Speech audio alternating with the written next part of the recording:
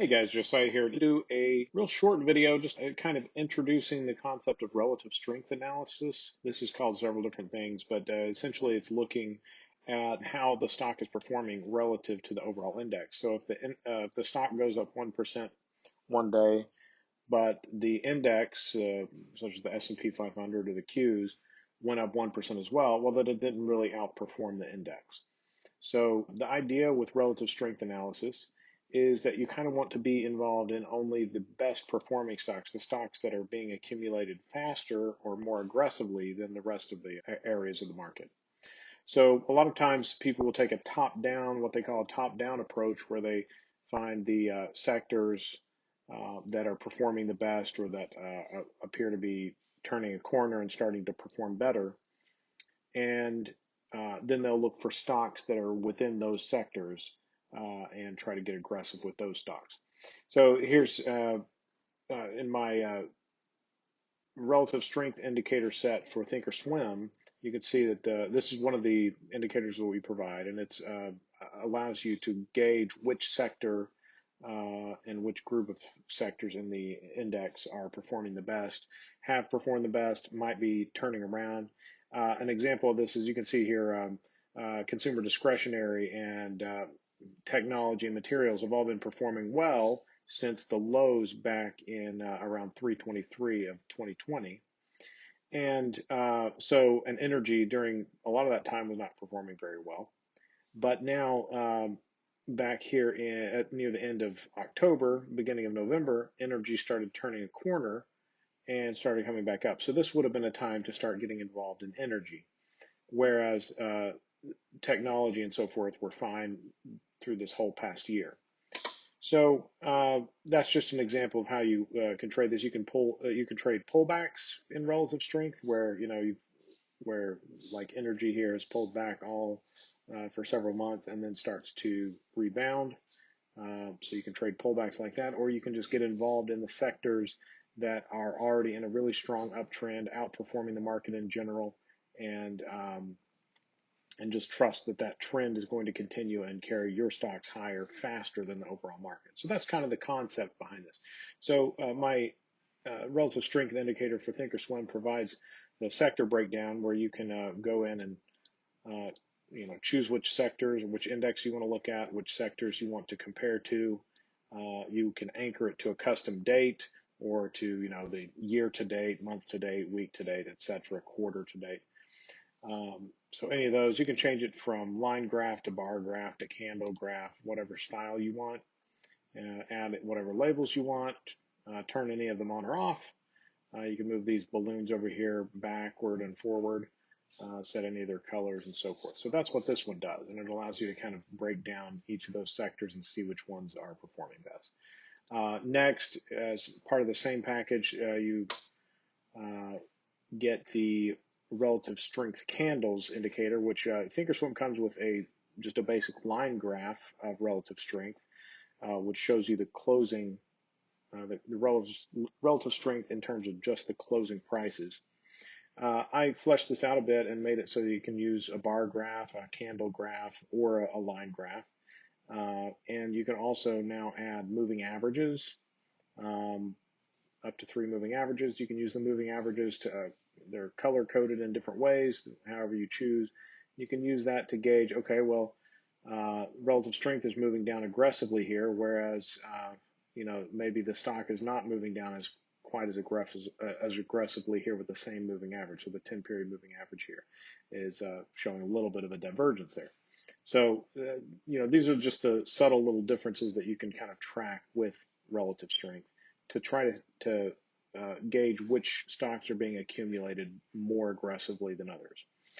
So the second indicator in the set is this relative strength candles, and you can see here it has a lot of arrows here, and these arrows are signals. They're divergence signals, and there's all kinds of different signals that we've programmed in here that you can pick and choose which ones you like, which ones you find most valuable, and turn those on and turn any of the other ones off. You can color code them however you like. But the idea here is that you're comparing, okay, maybe the stock made a new 5-period low, but the relative strength index, or not the relative strength index, but the relative strength graph held that 5-period low. And so that indicates that relative strength grew even though the stock's price was going down at that point. And so that's saying that it's being accumulated even on a down day. Another example of a divergence, relative strength divergence, would be like if the market went down and set a new 5-period low or 10-period low, whatever you set it to, but the stock itself held the low. And so it didn't fall as hard as the market did. So that's saying that the stock was being supported or accumulated more strongly than other stocks in the index. So there's many, many different divergences that we've programmed in here that you can pick and choose between. And up here, it will highlight which divergence is happening right now. So you can see here at the end, we've got the relative strength is putting in a 5-period high, but the market is holding. So it's saying relative strength is, in that sense, it's stronger than the market. So that might mean that this stock is being accumulated better than the market. So that's just one example of that. And so all the signals will show up here in labels if you turn them on to do that, and they can also be highlighted in arrows here and chime at you with an alert whenever there is a divergence. And just as far as the concept goes, you can see here back earlier in the year when the market was selling off, back earlier in 2020, market was selling off super hard. It looked like AMD, this is a good example here. AMD looked like it was selling off too, but if you happen to look at the relative strength graph, it's actually growing consistently, still in a relative strength uptrend, meaning that even though the stock price is selling off, it's actually outperforming the market this whole time. And so subsequently, relative strength had a pullback and then rocketed off again later in the year. So the theory behind relative strength is that when you find these divergences, like where the market is selling off but the stock is holding or selling off less than the index, then that can be a sign that that stock is going to be a strong performer after the pullback is over. And that kind of seemed to be a good indication for AMD at this point. And there were several other examples of this during the sell-off earlier in 2020. So, but this is one good example of one that was, you can obviously see that the uptrend just continued straight on up in relative strength, even as the stock was selling off, but less so than the overall market in percentage terms. So that's kind of the concept there. So that's how the relative strength graph works, and that's the type of divergence that these signals are looking for. We also look at the slope of the change in relative strength. So you can gauge the slope of one of these moving averages, or you can gauge the slope of the price itself, like the price change between the current bar and 20 bars ago, or something like that. You can set it however you want and gauge the slope of the relative strength over that time frame to see how relative strength is growing over that time frame. And then the third thing that's included in this set is the comparison candles, which is actually just, instead of plotting a ratio between the stock and the index, it's actually just plotting the index itself. And so Thinkorswim does include a comparison indicator, but it doesn't allow you to look for divergences or alerts or plot moving averages or look at the slope of the index. So that's kind of why I provided this. This provides you a way of, kind of comparing one-to-one the stock to the index and then comparing that to the relative strength. So you can kind of get a full picture of what's going on between the three.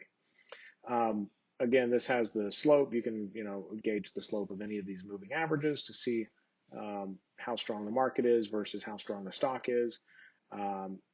You can gauge the percent change since over the past day, week, month, quarter, and year. And the same thing with the relative strength. I should have mentioned you can look at the growth in relative strength over the past day, week, month, quarter, and year here as well. And then the market indicator here, the index comparison will also show you the divergences just between the market itself and the stock. It doesn't show you the relative strength divergences. It shows you just the divergences between, say, the market making a 5-period low, but the stock holding, or the market rocketing off to a new 10-period high, but the stock failed to make that breakout, so the stock might be weaker, things like that. So those types of signals are programmed into this if you just want to look for those. And it provides you a different level of granularity, a different way of looking at relative strength. So that's the idea there. And I just kind of wanted to walk through the concepts and how each of these pieces plays into that. Hopefully this helps. And I'm going to do another video that will walk through all the settings of these indicators. But for now, I just kind of wanted to touch on the basics, and we'll go from there. And I appreciate it. And if this is helpful in any way, please like and subscribe. And I will talk to you next time. Thanks.